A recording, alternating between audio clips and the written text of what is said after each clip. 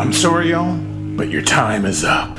It's over. It's over. It's over. It's over. It's over. It's all over. It's all over. It's all over. You tried for that Hail Mary pass with 3 seconds left on the clock, but this ain't The Blind Side. This ain't Rudy. This ain't Field of Dreams. This ain't even the Bad News Bears. The clock ran out. You didn't even get to die in a blaze of glory. Buddy, you didn't even get off the bench. Born too late to toss your watch in the desert and ride a rigid panhead into the counterculture's dying sun. You're born too early to get paid 6 figures by Indian to pose next to a bagger on Instagram. But you were born just in time to be reduced to an embarrassing digital footprint of half-finished build series videos on YouTube and awkward TikTok dances in your helmet. I'm sorry, team, but the window's been closed for a while now, and everybody on the other side of it's just watching you lick the glass. The golden age of the motorcycle influencer is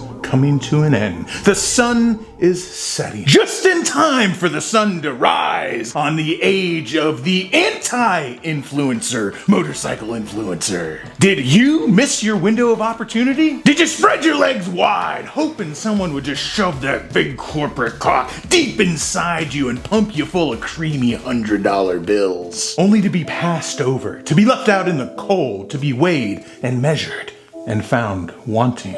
Never fear, because if you failed at whoring yourself out for corporate dollars, you got the next best thing as a backup plan. Talking massive amounts of shit about all the people who did succeed at whoring themselves out for corporate dollars. All you gotta do is post polished, algorithm-friendly content on a regular basis of you riding your brand name motorcycle in brand name gear, but with the text and captions that you're just doing it for the ride, man, for the love of 2 wheels. You only use trending audio and viral hashtags because you're a real biker, not one of these corporate patsies just trying to sell you the newest, fanciest model of a motorized boombox. Not one of those fake bikers who trailer their fake motorcycles to the warehouse and do their fake rides in front of green screens and probably take breaks and eat crustless little cucumber sandwiches. And when the cameras go off, they probably talk with a slightly higher pitched, effeminate voice. No, you're nothing like those fake bikers. You're a real biker, a true pants shitter, a righteous and godly hog cranker. Yeah, just keep on doing that, posting those videos, talking crap about all the phonies out there, right up until some Chinese mega corporation drives a dong fang dump truck up to your doorstep full of money. And then you can cash in, baby. Just roll around in those piles of sweet, sweet yuan. And best of all, you can still talk crap about how Harley Davidson and Indian ruined motorcycles and the online motorcycle scene by paying left-handed, liberal, lesbian Eskimo midgets to ride their bikes around and take pictures of it. They alienated their true customer base, and if you really think about it, the only choice for a true biker, a true rebel American biker is, obviously the Shanghuan Johnny Highway 1000. That's what real bikers ride these days, don't you know, comrade? That's what you gotta do. Can't ride American bikes anymore, because of woke. Alright, now that I've finished bayoneting to death with extreme prejudice my anti-motorcycle influencer straw man, let's actually get into the death of the motorcycle influencer, or really just the death of the influencer in general. Right now, when I say the word influencer, you're probably already thinking of your least favorite online personality. The word itself is just kind of set up for failure. Influencer. It's a gross and squirmy sounding word. Influencer. It's got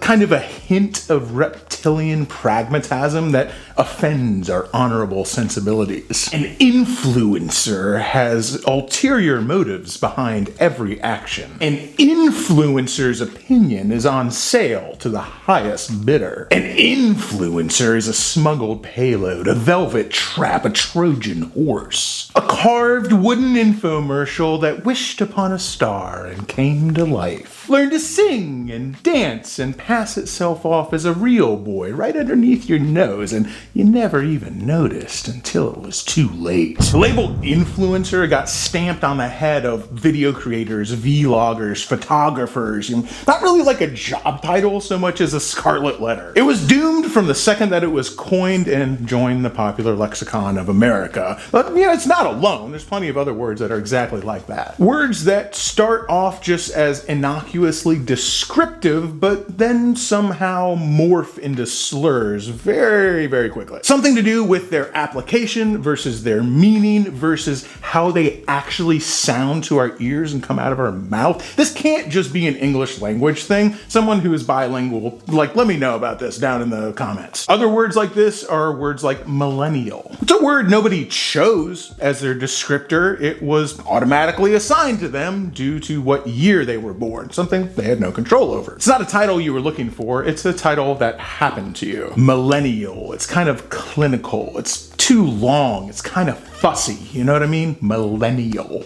Too many syllables in it. Sounds like you're trying to French yourself up if you're described as a millennial. Overcomplicated. And the word itself, in my mind at least, brings up the year 2000, Y2K, and all the hope that was had in the 90s coming into the year 2000s. Everything was supposed to be so much better. We're hitting the year 2000, the millennium, millennials. But instead of a bright utopic future with flying cars, all we really got was a different maze with the same old cheese. Woke is another great example. Woke. When you just look at the definition of it, why is being awake to see things and live life, why is that an insult? The literal definition of woke is inherently a good thing, if slightly wistful. I am woke, I am awake, a place I need to be to progress through life. And though I know I need to be awake, I do slightly miss the false safety and luxury of dreaming. That is a positive description and definition, though it's nowhere near a positive word in our culture. Woke is short, it's sharp, it almost sounds like a bark. Woke, woke, woke. It already feels like a slur on your tongue. Woke. Like it's way more of a sound. Woke. It's a sound more than it is a word. It lends itself to shouting angrily very, very well when you use it. You can carry so much tone. You can sneer and mock and dismiss with one little sound. Woke. Feels like almost like primal communication. Woke. You're fucking woke. Honestly, that one's a real heartbreak for me. The miracle of spoken language is something that I treasure almost above everything else. Woke is a word that just carries an entire tragedy in a single sound. Just to say it is to hear a wistful, half-forgotten parable about the rose-tinted safety of memories. Memories that can only draw breath in the private theater of our individual minds. It's a word that aches with the violence of exchange, the trauma of birth, and the terror of metamorphosis. We gaze upon the dream that we longed for, willingly sacrifice upon the cross of reality. And yet, even in that annihilation, even in that death of our dream, it leaves behind a small ember, a tiny Pandoric spark at the end of a long and ugly tunnel. Something to cling to, something to work towards, something to give us the wherewithal, the strength, the determination to keep soldiering on through it all as we drag our psyche across the shattered glass wreckage left behind from our inner child starship. That one small sound can bring all of that imagery to my mind. Woke. It makes you want to weep for joy that the English language and its infinite complexity and infinite interpretation, the fact that it exists and human beings have been gifted with it. And if you use a word like that, a word that can evoke such beauty and heartache and wistfulness and create such imagery in the mind, if you use a word as beautiful as that to cut, to disparage, to injure, you should be ashamed of yourself. Anyway, isn't this supposed to be about those corporate cock gobblers, the influencers? Let's get back to that. Cock gobblers, by the way. That's a good insult. Use that as an insult. Influencer now just gets used as like a blanket insult to anybody who has taken a brand deal or done a review of the product where they got the product for free or got paid for it. It just gets applied to pretty much anybody who makes online media or online art, whether it be video or photography or writing or what have you, and also does business online. Influencer is the blanket insult for that. And trust me, I know I'm gonna get a bunch of hyper hyper-specific definitions from individual people as to what is an influencer and what isn't an influencer. And this makes you an influencer, and if you do A and B but not C but also F, but you do A and D and E, you're not. But A and C, definitely an influencer. Like, I know. Everybody has their personal definition of it, and I want to hear yours. Leave me what you think makes an influencer down in the comments below, but you gotta take my word on this. Your hyper-specific, caveat-ridden definition of what is or isn't an influencer that makes room for your favorite video creator while simultaneously vilifying the creators you don't like, well, that doesn't really have anything to do with how the word influencer is taken as a whole across society. So I kind of noticed this shit early on after the word became like just synonymous with any internet account that produces some kind of art or media and has a large number of followers and makes money or needs or encourages interactions from said large amount of followers. Likes, views, shares, comments, whatever.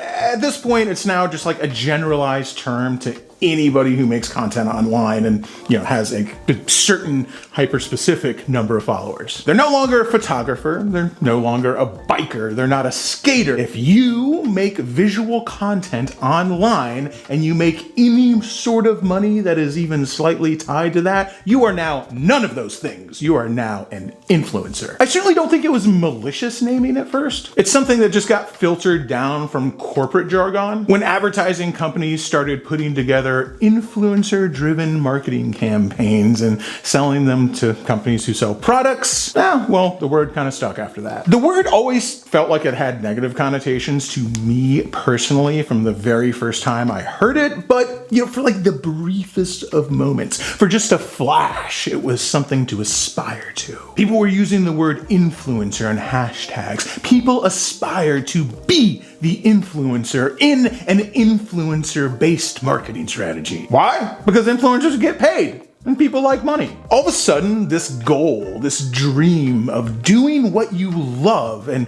making money, enough money to even live while doing it, with a small commercial break, of course, well, all of a sudden, it was that much more attainable. Why wouldn't you want to be an influencer? Just snap some pictures, take some video, talk about a product for a second, do what you love, and then cash in, get laid and paid, baby. Well, what had happened is that corporations very quickly found out that influencer-based marketing campaigns cost a fraction of what traditional media advertising campaigns cost. Not only that, but since a lot of people who now had this dream of doing what they love and getting paid for it just by talking about a product for a little while, these people were so damn hungry for their big break that a lot of times they wouldn't even get paid to do it. They just take the product for free, and sometimes not even that. They do backflips about the product or the service for nothing, just because they wanted to put it on their resume. It's really common, and it didn't start here. This has been around forever. It's just like Hollywood, all the stories you hear about Hollywood, about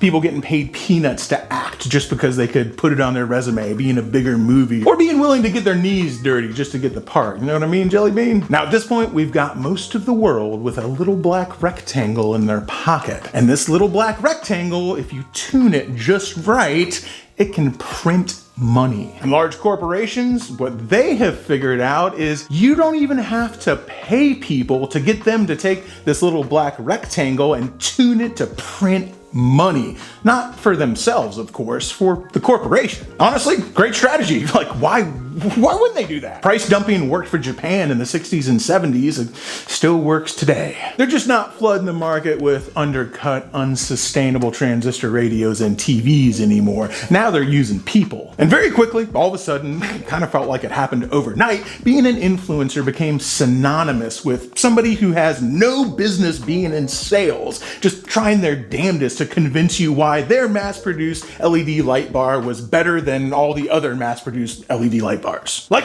obviously, man, the Zhensheng Sun King off-road LED light bar is vastly superior to the Lumitech Bao 9000 off-road LED light bar. The Bao light bar, that's made in the factory across the street from the Sun King light bar. You idiot.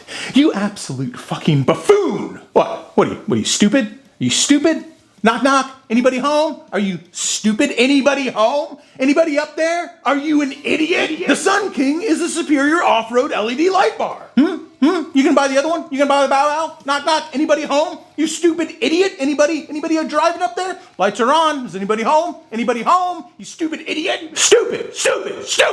You'd be a fool to buy from the Bow Wow factory. Their cheap bone workers' loins spill only daughters and weak sons, and the light makes shadows behind them that refuse to follow them. Only Sun King off-road LED light bars will be the lanterns that your children hold aloft, raised high by your sons to light the village of your strong male heirs. Make even the moon hide behind your smile and give your shadow the strength of 10 oxen with Sun King. Like, obviously that's ever so slightly exaggerated, but I have heard people reading copy that's like not that far off. But besides all the people out there giving maximum effort for $0 and a few pennies worth of product, I think that the real shift came with an Instagram page called Influencers in the Wild. It was created by a guy named George Resch in 2020. The guy had already been following for years personally on his Tank Sinatra account. Well, I certainly can't deny that at times Influencers in the Wild has been a hilarious look at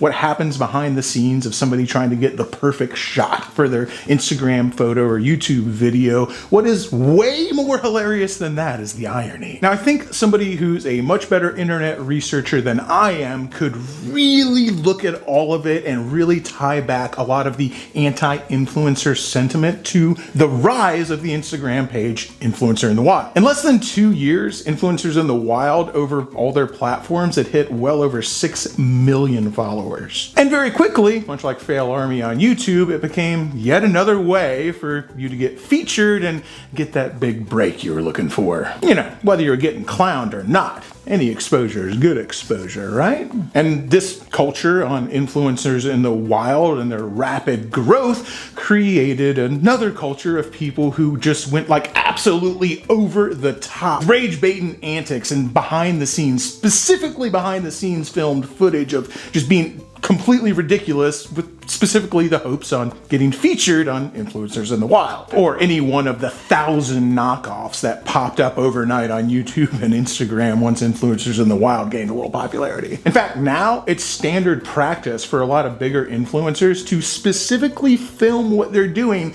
not even as a edited video. They will only film it as a found footage, covertly filmed bystander or accidental footage of somebody catching them in the act. It's filmed this way on purpose as a rage baiting technique. The entire thing is a Influencers in the Wild style gotcha video. And it works. Honestly, it's a great tactic. I think that Influencers in the Wild, coupled with Christina's TikTok curations on Your Mom's House podcast, which at the time was insanely popular and created kind of the same scene. Over the top rage baiting and absurdist, surreal, uncanny valley style content in hopes of getting featured in a curation. Just gotta make something that is weird enough and unsettling enough that someone else will put it in their compilation video and, you'll get the attention that follows from that. Those two things together, I think, was like the tipping point that really led to the anti-influencer movement that's happening now. I get it, man. I get it. There's a ton of secondhand embarrassment. It's incredibly cringy to see a grown man, some of them old enough to be your dad, doing a ridiculous TikTok dance, debasing himself in front of millions of strangers just for a few bucks. And of course that,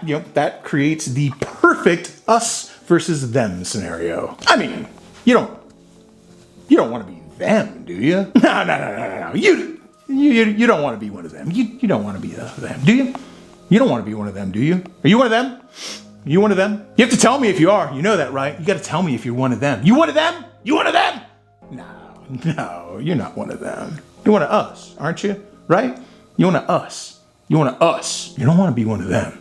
You do not want to be one of them. You want to be one of us. You're not a little bitch, are you? Only little bitches are one of them. You want to be one of us. So come on over here. Come on over here with us. Come with us. The cringy TikTok dancing guy, the influencer shill. You don't want to be one of them. So you better join us, because if you don't join us, lots of people are going to think you're one of them. I can't control that. You have to join us.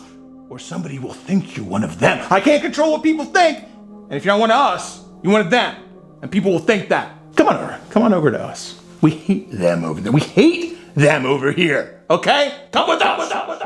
So that's not even like the funniest part of the irony of the whole situation, in my opinion anyway. The most hilarious part of it all is after influencers in the wild's insane success, George Resch very quickly monetized it. You know, about a year after the page's inception, you could buy the Influencers in the Wild board game. Of course, now advertised in every single post they make. You could also submit your very own Influencers in the Wild video through a handy dandy portal on the page. Better make that content and get that feature for us, boys and girls. You want to be on the page, don't you? And in addition to that, they created an Influencers in the Wild podcast. At the time, doing 4 new episodes every month, each one with a sponsor. Yes, you can now point and laugh at all those stupid, dumb idiots, at all of them just begging for a shred of influence. Please, just some influence for a poor wretch. You can point and laugh at them, play the board game, and listen to the podcast. All of that while making sure to take a break every now and then to pitch you Factor meal plans and Fume flavored air. Use discount code Influencers in the Wild for 10% off. Hilarious, surely, but I got zero hate for George. Nothing but respect. The tried and true concept of America's funniest home videos never goes out of style. Why would you ever pay somebody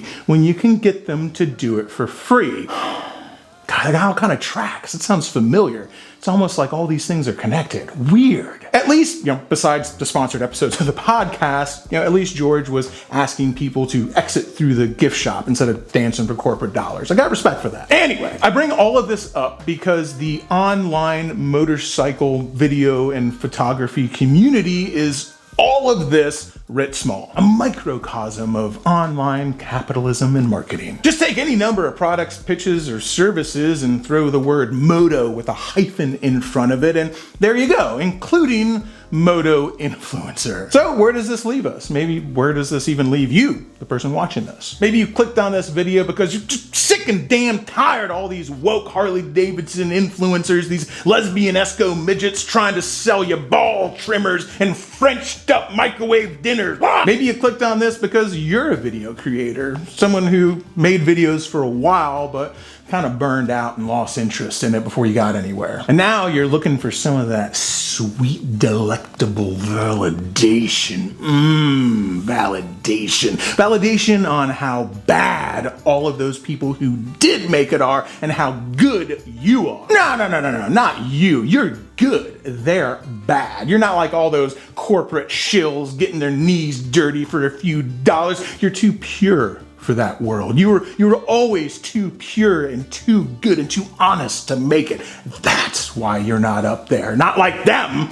Not like them. You're good. They're bad. Or maybe you clicked on this video because you're still out there grinding. You're still out there making videos. You're still out there practicing photography and writing your blogs and trying to make a living doing what you love, all while avoiding being labeled an influencer. And maybe you clicked on this video because you think that I could help you avoid being labeled an influencer, all while still cashing in, of course. Or maybe, just maybe, you're one of the peerless gold. They of the YouTube plaque. The 1% who fought tooth and nail and backstabbed and scrabbled and dragged themselves to the top of the heap. And now they reap their rewards. Do me a favor, go down and look in the comments, and if you see anybody down there who left a comment and they have a little gray check mark next to their name, they probably clicked on this video to check and see if I was talking shit about specifically them. And hey, you, the peerless gold, don't go not leaving a comment just because I caught your ass, okay? You're busted. No cheating. Well, no matter who you are or why you clicked, my answer, my opinion at least, doesn't change. First off, there's nothing wrong with capitalism, in my opinion anyway. Something tells me that there might be people out there who might debate me on the fact that I think that capitalism is the best, but I am a certified capitalism fan. I think making money is good. I think making money and also being your own boss and owning your own business is even better. Tearing somebody down, minimizing their effort, or attacking their artistic merit just because they've made money while doing it. It's a lazy way to criticize things. If making money is the yardstick by with which you measure what is good art and what is bad art, or what is good content and what is bad content, if that's how you figure out what's good and bad, like, that's a bad metric, man. If that's how you choose good entertainment or bad entertainment, I'm not giving you my remote. You're not getting the aux cord. I think that you've got a bad decision paradigm when it comes to choosing what you want to watch or intake to entertain yourself. If that's how you do it, you should work on that, and you should try to get rid of that. You will find yourself enjoying life and laughing and having a lot more fun and enjoying all the media you intake much, much more if you just push that away and stop that. It's just a bad idea to judge something by a metric that has nothing to do with the quality of what's being produced. Like how popular something is, maybe making money. If it made a lot of money, we can equate money and being popular. Maybe that goes like, hey, there must be something to it. A lot of people saw that. But ultimately, lots of things that are bad get popular. So I don't think it's a metric that necessarily says whether something's good or bad. So you shouldn't use that yardstick to measure it. That brings me to a compliment that I get more frequently than I would like, and one I really don't enjoy. Shade Tree, I love your content. You make the best content. You make the best videos because you don't advertise. You don't have any ads in your video. That's why your stuff is the best. No, you're not like all the other YouTubers here in the trailer park. Thanks, I guess. I do appreciate you watching. I'm not trying to say I don't appreciate the view and that I don't appreciate the sentiment. Like, it's supposed to be a compliment, so I can't be that mad at it. People are saying it to me because they think that I will enjoy hearing it, so they're trying to do something nice for me. So I do take that into account. I'm not trying to be a dick about it. But I don't find it to be a compliment. First off, I do advertise. I regularly ask people to exit through the gift shop. Now, the things I advertise, I create. We have, of course, the Brapstar clothing line. We have the #1 cannabis product in the great state of Oregon, Sessions Cannabis Extracts. Ask your local bud tender about it if you're in the PNW. And we also have, of course, the mystical fairy garden, Brapstar After Dark, Shade Tree Surgeons Labor Camp for Wayward Women. If you know, you know. I advertise all of these things, and I've never felt bad about it. They are products, services, and entertainment that I have a direct hand in producing and creating. I'm proud of them. They stand on their own. Now, I don't do any outside advertising. I have a couple times in the past, but it's just really not something I like for myself. I'm not 100% against it. If something that I use regularly and really believed in is something that I could use and get paid for, I'd consider it. I don't think I would do it, but I consider it. And I absolutely have zero problem with other people doing that. Though I do think that if you're doing it for free or just doing it for a free product that's cheap to begin with, I think you're a fucking idiot. I think that if you're willing to say that a product or a service is great and amazing and the best when it isn't, or without even knowing whether it is or it isn't, I think if you're willing to do that, then you gotta be ready to suffer the consequences of being a little dirty Weasley liar. I also think that if you spend all your time making someone else rich, making money for somebody else and not for yourself, I think ultimately that will leave you unfulfilled. Again, that's just my opinion. Can you just imagine you there, 100 years old, on your deathbed, surrounded by your family, frail and old, some slimy yellow drool dripping out of the corner of your mouth, machines and graphs beeping all around you,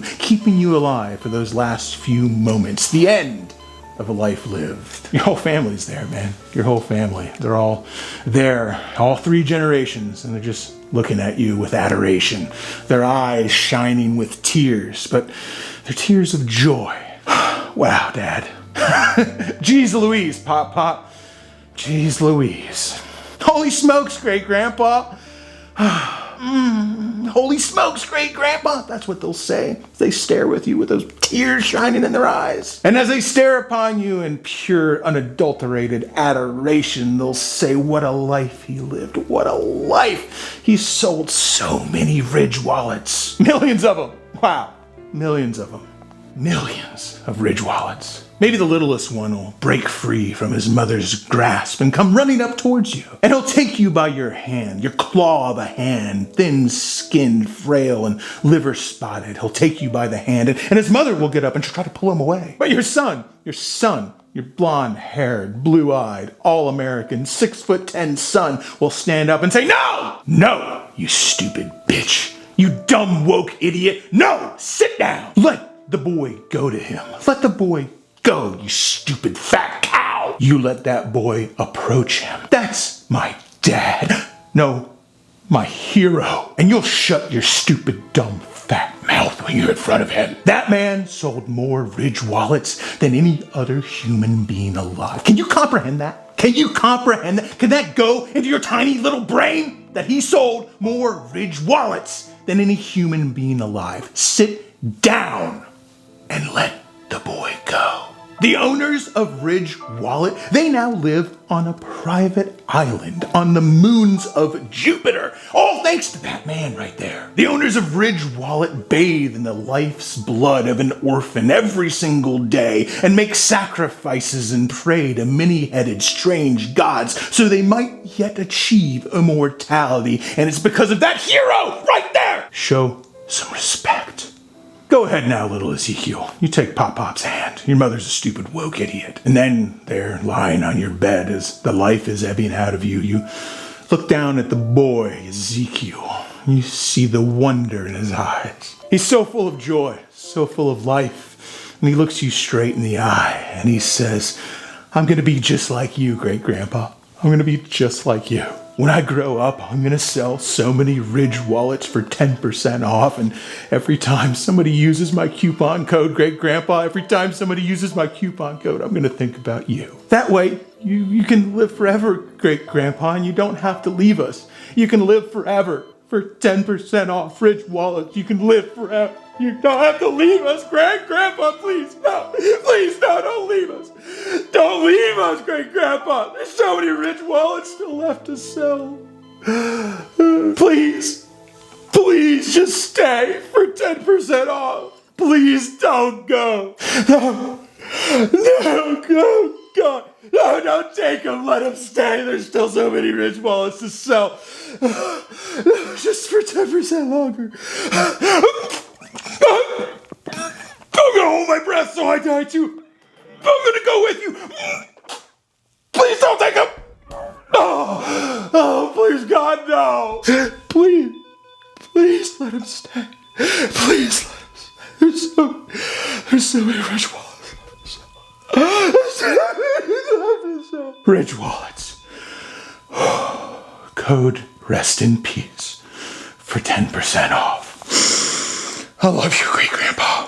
And as you close your eyes for the last time and pass into the great beyond, you die content, knowing that you've inspired a generation, walked through this life with footfalls that shook the heavens and left behind a legacy worth remembering. If that sounds good for you, if that's like the good ending, then, just keep on going ahead and making somebody else a bunch of money. For me, I don't know. It's a hard pill for me to swallow. A general rule of thumb in any business is that a good employee should bring in over 3 times as much as they get paid. You see it everywhere. Like a good example is a mechanic. An expert mechanic should get paid about $30 to $35 an hour. And most dealerships charge anywhere from $120 to $140 an hour in labor. If you're getting paid $70,000 a year and you're not making the company you work for over $200,000 a year, then you're technically a bad employee and they should fire you. I'm personally just unwilling to do that for somebody else. I am willing to do it for me. I'll work twice as hard for half as much just to be my own boss. It's not for everybody, and there are a ton of downsides to it. Benefits and health insurance and retirement, being able to rely on your paycheck, sick time. There are downsides to this, but I like it all right. So all that being said, if you want to do a spot for Ridge wallets instead of busting your ass 7 days a week to make half as much money, I'm not going to hold it against you. I get it. It's way less work. The fuck? They're $100? Ridge wallets cost $100? Some of them are $150. What the fuck? Never mind all that noise. If you've ever taken money to tell somebody who took the time to watch one of your videos to buy a $100 metal square, you should be kind of embarrassed. That's ridiculous. Insane. This is really insane. I had no idea they cost this much money. I have a metal wallet. I have one.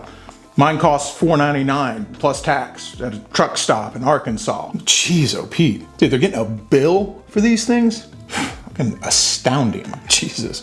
Anyway, where was I? Yep.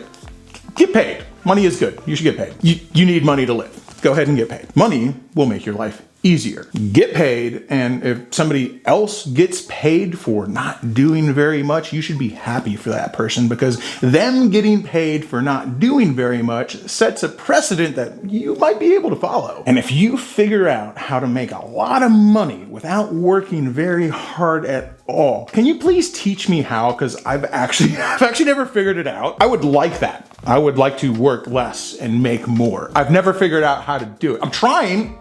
I'm just never really even come close to succeeding. So if you figure it out, like, drop me a line. I'll take some lessons. And now if you do choose to make your dollar in the anti-influencer motorcycle influencer grift, just don't forget to shut the window behind you after you get in, all right? Too many people get in there and it doesn't work anymore. While I do not think it's evil subhuman behavior to do an ad read for fancy microwave dinners or ball trimmers or boner pills, energy drinks, whatever they got you reading ad for these days, that's fine. I do personally, of course, I do feel like it is nobler and more fulfilling to do that stuff for a business that you own and for products that you personally create or have a hand in producing. I think it's a much more fulfilling way to do business online by creating the best content you can and then asking people to exit through the gift shop, your gift shop. And if you've never done it before, maybe you ought to try instead of selling $100 wallets for 10% off. I can't get over the Ridge wallet thing. I've literally never been on their website before. You're watching me in real time find out that Ridge wallets cost $100. Jesus. Anyway, I might be biased, but I like my way better, and I sleep pretty well at night. I will give this caveat though. I'm in a very good position to do that and take those risks. I don't have any kids. There's nobody relying on me. I've only got a few girlfriends, and most of them are profitable. If you've got kids to feed and people relying on you, I imagine it's very, very difficult to say no to an ad read. If I had a child and he needed new shoes for baseball practice, you bet your bottom dollar I would do the damn ad read. But I don't.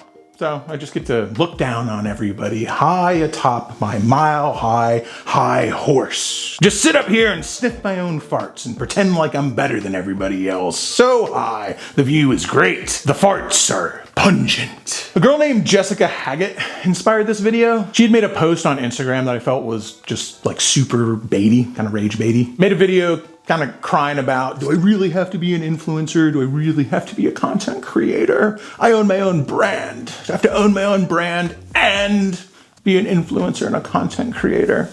Like, for real, guys. I gotta be a content creator, right, ladies? Do you relate? Do you relate? Do you feel the pressure? Like, oh, I have to be an influencer, a content creator. Do you feel the pressure? Is that relatable? Ladies, am I right? Can't we just be women who own a brand? Am I right, ladies? Go to my website and buy my t-shirt if you agree, if you find it relatable. Links in my bio if you'd like to buy a shirt. It's relatable, right? It's so relatable. How we should be forced to do this. Links in the bio. Buy a shirt, please. I'm sorry, if you related, you have to buy a shirt. These are the rules. I don't make the rules. Okay, I don't make the rules. But if you related to this post, you have to buy the shirt. Gotta follow the rules, okay? I'm gonna be checking. I'll check. I can see you. I will be checking if you follow the rules and got the shirt. Anyway, I know Jessica Haggett from like online way back in the day. When I say way back in the day, I'm talking about those grand years, the halcyon times, you know, the 2012 through 2015. Jessica's been at this for a very long time, like probably as long as I have. And I made a video back in the day talking crap about her because Harley did this advertising campaign in 2017 where they gave a bunch of people free motorcycles, her among them, and then like a bunch of movie stars too. That particular video went on to inspire 1,000 boomer channels of people just screaming and having a stroke and filming themselves raging out anytime Harley Davidson hires a new marketing director or CEO or moves their pinky toe. I don't know. That's kind of embarrassing. I should delete that video. Anyway, the point is that Jessica Haggett is fully aware that any business, small, big, medium, doesn't matter, any business has to advertise its product in order to survive. Kajit has wares if you have coin. Come on, Jessica. If you don't have a commercial, who's gonna buy your Hell Babe shirt? You gotta have a commercial to get Hell Babe across somebody's tits. You own a small business, which means you have to DIY your advertising. That's part of owning a small business, is that you don't pay $1 million to some nameless, faceless advertising campaign. You make your own commercial. That's your content. Now, the content doesn't have to be all commercial, but it includes the fact that you sell a clothing brand in it. You make content. And in that content, you maybe influence people to buy your clothing brand. That's how it works. I don't make the rules. I'm just saying that's how it works. I will say this. Jessica Haggett asks people to exit through the gift shop that I find very commendable. She's not out there, selling factory meal plans. Maybe she has in the past. I didn't notice, but I don't know. She asks people to exit through the gift shop. I like that. However, it did in fact piss me off when I saw somebody who definitely knows better playing up that whole anti-influencer shtick. So I left a really mean comment on her post and I started making this video. And then she responded to my mean comment and she goes, yeah, man, I'm not really anti-influencer. That's fine. I just had a kid.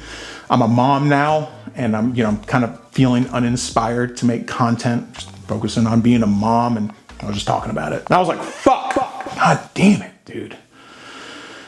Well, now I feel bad. I feel bad now. Thanks a lot, Jessica. Anyway, if you have a vagina and you love the devil and you ride a motorcycle, you should go to Jessica Haggett's website and buy a t-shirt. It's right up your alley. Hell babes, for girls who love hell. You can't control me, I'm a hell babe. You can't tell me what to do. I'm going straight to hell if you try to tell me what to do. Straight to hell, because I'm a hell babe. I'm gonna burn in a lake of eternal fire while I writhe in agony and gnash my teeth, because I'm a hell babe. You can't stop me from writhing in agony and gnashing my teeth in a pit of hell fire, because I'm independent as hell. For real though, she's probably a really nice lady. I'm sure she's a really good mom. I bought products from her as presents for girls before. She makes a great shirt and all of her clothing is top notch. Yeah, I probably said a bunch of mean stuff about her in different videos. I really can't remember. I don't have kids. I can't imagine what that's like, but I gotta imagine that if you have kids, that you probably don't want to leave behind a legacy. You don't want to leave behind a digital footprint of cringy TikTok dances set to Cardi B songs. Like, that's not what you want to leave behind for your kids to find. So like, I get it. You don't really want to do the whole online content train when you got kids. It's not what you want to leave behind them. I do understand. More than understand, I will say that I respect it. I can absolutely respect stepping away from doing that as a parent. Yes, I don't know what it's like to be a parent, so how can I respect it as a parent? I respect it watching somebody who's a parent doing it. I'll put it like that. So the whole point of this video, the point is you should create your art. If you can create your art and get paid while doing it, even better. Whatever dipshit said that you should never monetize your hobbies, you should never do what you love for a living because you'll grow to hate it, that motherfucker must have been just like a passionless wretch with a really boring hobby. If you can figure out how to make money while doing your hobby, do it. I'm not saying to quit your day job. Don't quit your day job. I didn't quit my day job. YouTube's not the only thing I do. I do plenty of other stuff besides this. But if you can find a way to make a buck and subsidize your very expensive hobbies even a little bit, like, why would you not do that? And if you do that and it makes you hate your hobby, oh no, it happened to me. It made me hate my hobby. I may have tried to make some money at it. Now I hate it. Well, you didn't like it that much in the first place if it made you hate it, to be honest with you. But if that happens, at least you can go back to your other job that you also hate. So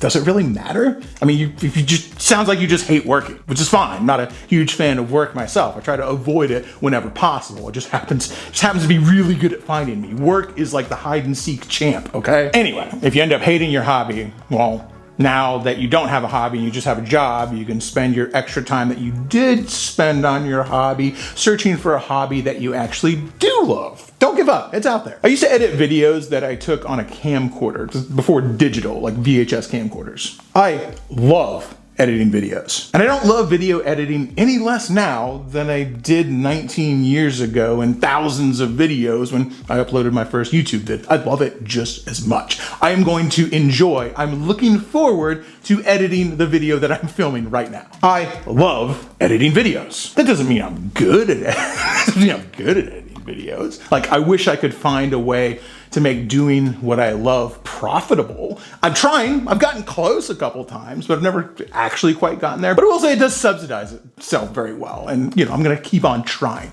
to make it profitable. After all, success over a long enough timeline is assured. And if you ever stop trying, the only thing that is assured is failure. And besides, the fun's not in the victory. That's not where the fun is. The fun's in trying. One must imagine Sisyphus is happy.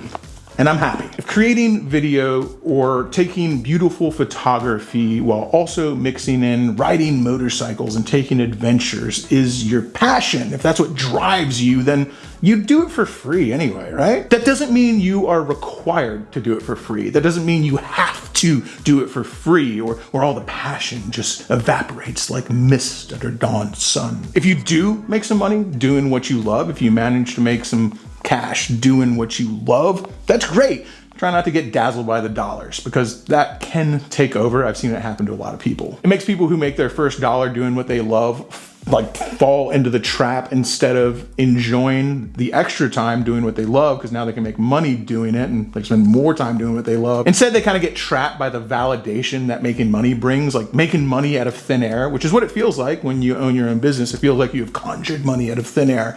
It can be a validation trap that has taken really good people down. I will tell you, it is a tough drug to shake, and it can make otherwise very good people do some pretty reprehensible shit in the name of capitalism. So I went to one single Harley sponsored event. It was for the Pan America launch, and the guy who invited me almost lost his job over it. I felt really bad about that because I heard it through other people that the guy actually really likes my videos. So I did feel bad about that. But needless to say, I have not been invited to any other Harley Davidson event since then, which is okay. I'm not really interested in going anyway. Though I will say this, at that Harley event, I did manage to corner somebody from Harley Davidson who was higher up on the corporate ladder. And while being exceedingly drunk, I managed to bully them into coughing up a free 131 engine that we put in a Forgotten Angels giveaway bike. That was really cool of them. That raised a lot of money for charity. Credit where credit is due. Now, I'm not sure if my drunken bullying was why I wasn't invited back, or if it was the penis incident, or if it was me using the Pan America launch videos that I made to launch my own build series where I took a Sportster and turned it into an adventure bike, all for less money than just the hard bags cost on a Pan America. Whatever, one of those things probably, but they don't want nothing to do with me. Again, that's fine. I get it. And it's not any individual's fault. Every corporation has good people in it, great people in it. And most motorcycle corporations, people say Harley's bad, they don't care about their customer. Most motorcycle corporations, Harley Davidson, Indian, Triumph, all of them, they're filled full of people who love motorcycles. Most of them love them a lot. It's how they ended up working for companies like that. In the end, it's just usually the corporation as a whole that ends up sucking, not the individual.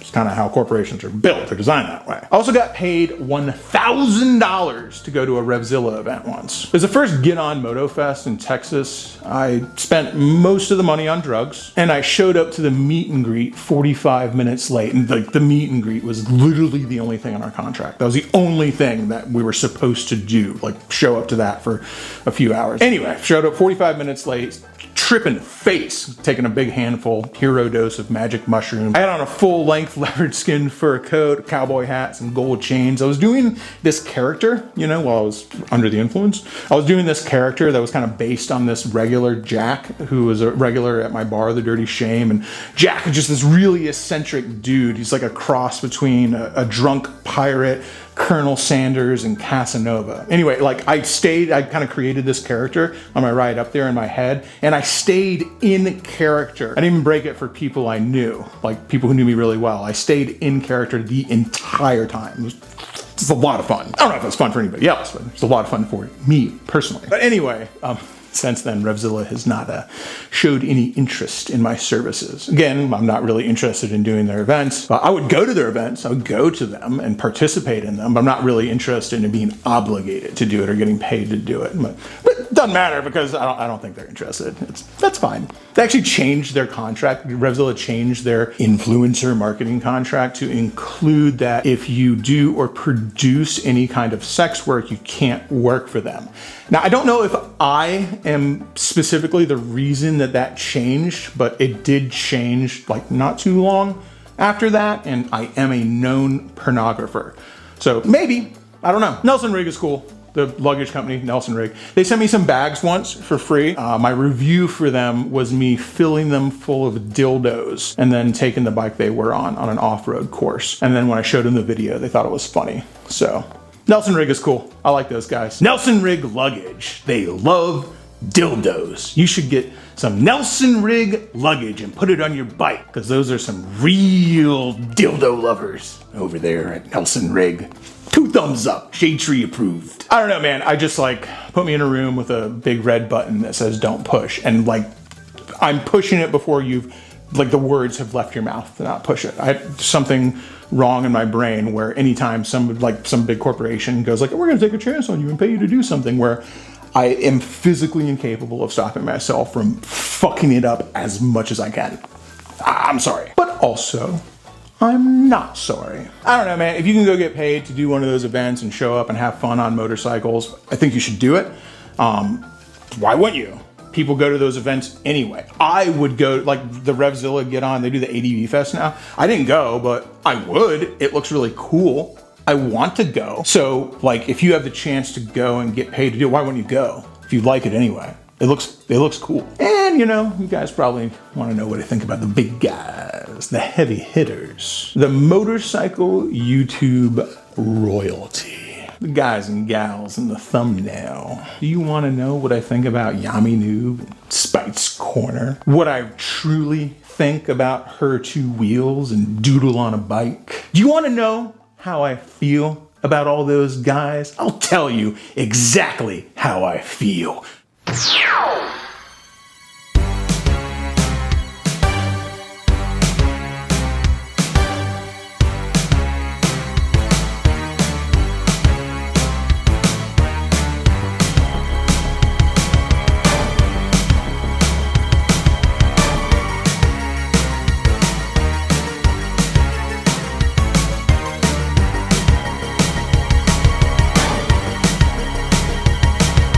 Crashing through the sky comes a fearful cry. Shade Tree, Army! Shade Tree, Army! Armies of the night, evil taking flight. Shade Tree, Army! Shade Tree, Army! Nowhere to run, nowhere to hide, panic spreading far and wide.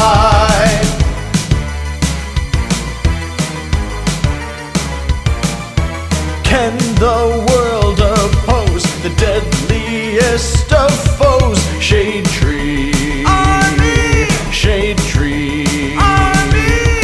Who will risk it all to end the evil call of Shade Tree, Army! Shade Tree, Army! They never give up, they never say die, walking tall with banners high.